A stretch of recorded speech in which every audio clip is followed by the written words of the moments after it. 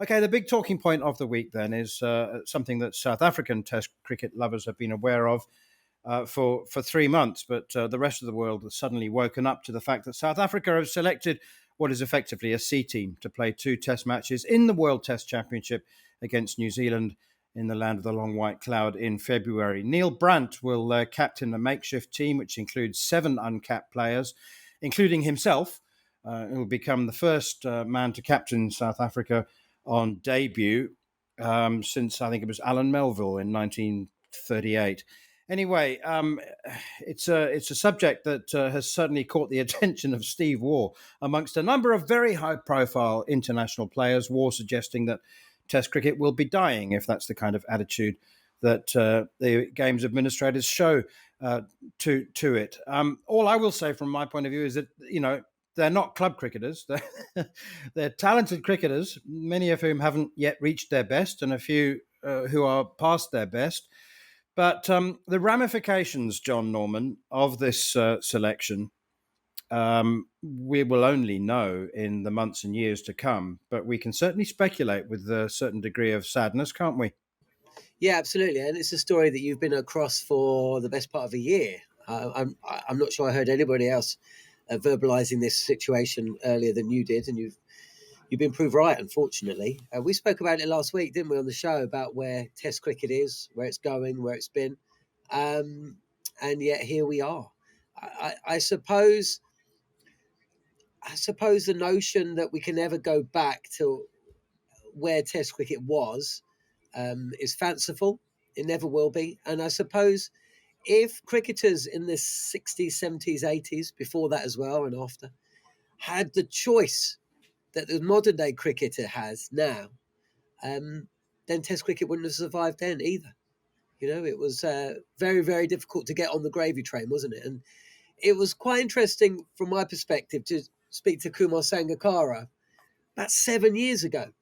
And he was actually of the opinion that the increase in these T20 leagues has been such a boon to cricket, not just financially, but also from a mental health perspective. Because back in the day, you either made it in Test cricket or you didn't. And even as recently as Steve's era, once your Test cricket career came to an end, that was it. Of course, you'd have some county stuff. Of course, you could go back and play for your county. But choices were very, very narrow. And the drop-off in earnings, the drop-off in prestige was very, very difficult for a lot of people. So I suppose we should celebrate the fact that cricketers now don't have to have that cliff edge to their careers. But similarly, the idea that we can go back, I think it's for the birds. But we can ask ourselves the question, how can we protect and promote Test cricket? And I'm sure I'm not the only person that sat back and was thoroughly engrossed by, I would say, some of the very best Test cricket that we can ever appreciate. As Dean Elgar, with the drama surrounding his imminent retirement, with the drama surrounding South Africa protecting that proud heritage against India, and coming up against the greatest Indian side in their history, managed to upset the form guide, beat India handsomely in a compelling game of 4-day cricket, which showcased the best that South Africa have in terms of obduracy and fast bowling and athleticism in the field, and a little bit of ticker as well. A seesaw match. And I'm sure I'm not the only one that just felt that there should be some people in South Africa right now who made their name in Test cricket, who wouldn't be famous if it wasn't for Test cricket, and essentially, along with a lot of people in India, pretty much sold the game up the river. And how anybody could watch what we saw at Centurion and think, the answer to this game is to have less of this. Sorry, that doesn't wash for me. Yeah, I totally agree. And that is, I think that's the challenge. That's the challenge for not only for players, but for administrators to make sure that we do protect Test cricket. There was obviously a headline off the back of the last show, and we spoke about it at length about the headline it created with obviously Ben Stokes coming back at us. And Ben is so protective of Test match cricket. He really is. He wants Test match cricket to survive. One of the greatest captains that's ever captained in Steve Waugh has had his say, this week, talking about, basically the big three trying to create a window. And I think that's probably the only way you can do it is there's a window for the IPL. There's possibly a window for a second IPL. I think there needs to be a window for all Test match cricket. And I think it can be achieved. It can be quite simple because a lot of countries play in the Southern Hemisphere play cricket over Christmas, and Test match cricket over Christmas. So the likes of South Africa and Australia and New Zealand, there's a window there of possibly a month where you could fit 3 Test matches in and around Christmas. England play obviously in the Northern Hemisphere. There's a window for the 100 now. There's got to be a window for Test cricket, and if it's played at the same time, then both formats can prosper for me. The white ball and the red ball. So if you had the whole of June and into July to fit 6 Test matches into a schedule for an England point of view, and then create a window later on in the calendar for maybe the West Indies side of it, and all of a sudden if you start creating windows like you have done for the IPL to protect Test cricket, then like John was saying there before, people love Test cricket. People want to watch Test cricket, and I think it's important that the big names now. Ben's very protective of Test cricket. You listen to Virat Kohli. I always believed India would be market leaders of protecting Test cricket while Virat Kohli was captain of India, because the way he spoke about red ball cricket and Test match cricket was brilliant, from probably one of the greatest of all time. So I think it's up to the not just the administrators, but it's up to the players as well to try and protect it. And if they can work hand in hand, then brilliantly. But like we said before, sometimes the left hand doesn't always want to work with the right hand or even want to speak to it. John, just a couple of thoughts to you. And there is lots of speculation, not for the first time, about Test cricket becoming basically an ongoing tri-series between the big three, all playing each other in 5 Test series. And so there is that. Could that be sustainable? But also, what about in countries like South Africa and Sri Lanka, the small 7? So a friend of mine said, well, absence makes the heart grow fonder. Less is more. And if we only get, South Africa that is, only get 4 Test matches a year, then I'm going to make sure I actually go to them. The crowd at Centurion was very good, sold out on day one, and Newlands is a sellout, and I guess it often is. So if it has to reinvent itself, can it survive around the rest of the world on that premise that less is more and absence makes the heart grow fonder, and people will turn up and support Test cricket if it's so rare? Well, look, I think that the topic is so vast and the solution is equally so. You are looking at, I would suggest, a 10 to 15 year plan to get the game back where it needs to be. Forget India, forget England, and forget Australia. Let's look at those other countries like South Africa. I think, the notion that we can ever get back to the kind of Sir Alistair Cook kind of Test cricket has gone. Because to get back to that style of cricket, you need a domestic structure in place. You need facilities in place, and you need a financial incentive to become that kind of player. You need boards to be creating that kind of player. So that form of Test cricket has gone. So in its place, I suppose, what we would like to see is a situation where the best are playing the best. Okay? We can't have a situation where Pakistan tour Australia and Haris Rauf is playing in the Big Bash rather than playing for Pakistan. We can't have a situation where West Indies are travelling to Australia, where they've had a terrible record for many, many years, and they are fielding a team that's got 7 new caps. We can't have a situation where South Africa are travelling to New Zealand with all these new faces. That cannot happen. So it needs its own window. Whether that will ever happen, I don't know.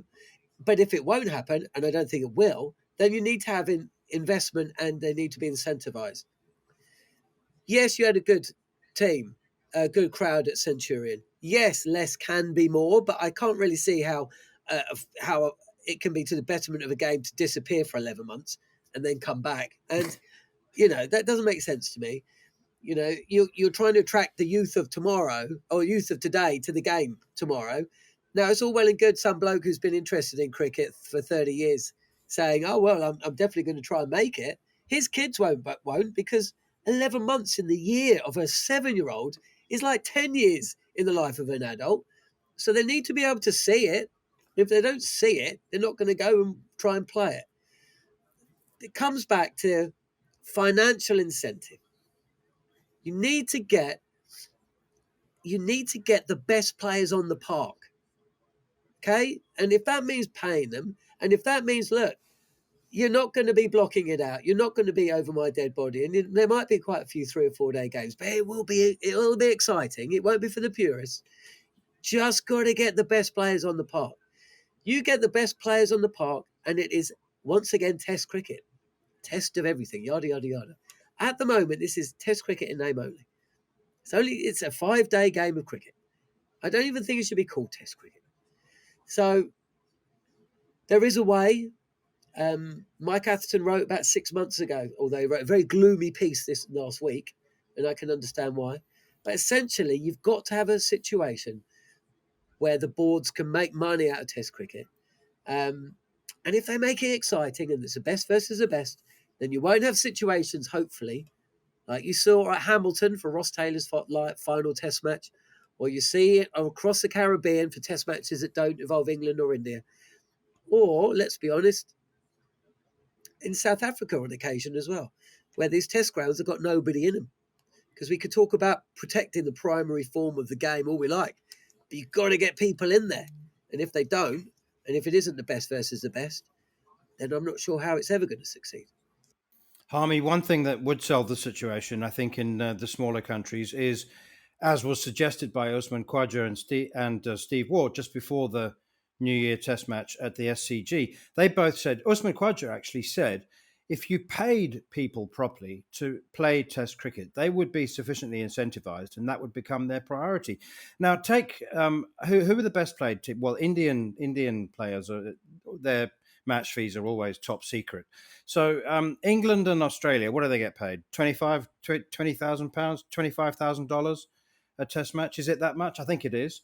If you made that standard, and the ICC and the big three got together and formed this fund in order to make Test match fees standard, then South Africans wouldn't have a problem playing Test matches for $25,000, I can tell you.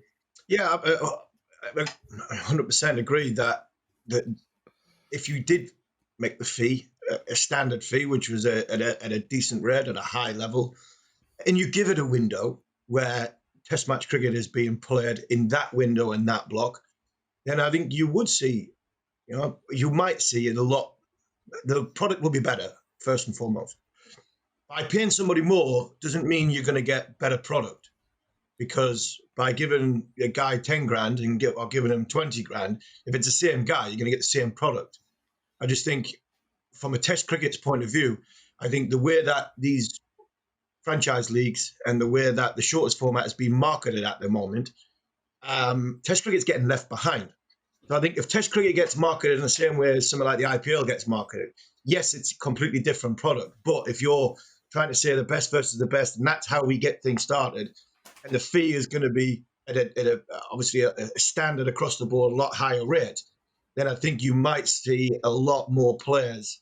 You'll not see players moving away from white ball cricket, but I think you might see them moving back into red ball cricket, taking it a lot more seriously, and then the product gets better and elevates to a next level. And if you've got a window where white ball and red ball isn't crossing over, then you are probably going to get a bigger pool of players, especially in the smaller countries, which makes the standard higher. And then that takes a knock-on effect that teams that go to and play away from home and it's more of a contest, because there's not many people watching in these grounds, because it's pretty much one-sided.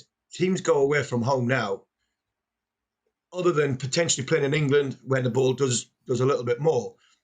9 times out of 10, the home side wins and wins comfortably. So is that getting predictable? Is it getting where people are switching off because it's an easy win for Australia in Australia? You know, you go to India and India don't lose. You know, you come to England, there's a little bit more of an even contest because the ball moves about a little bit more for a lot longer, so it's a fairer contest. And that's why the World Test Championship should always be in England. But I think they really do now. I think this is a crossover moment for Test match cricket.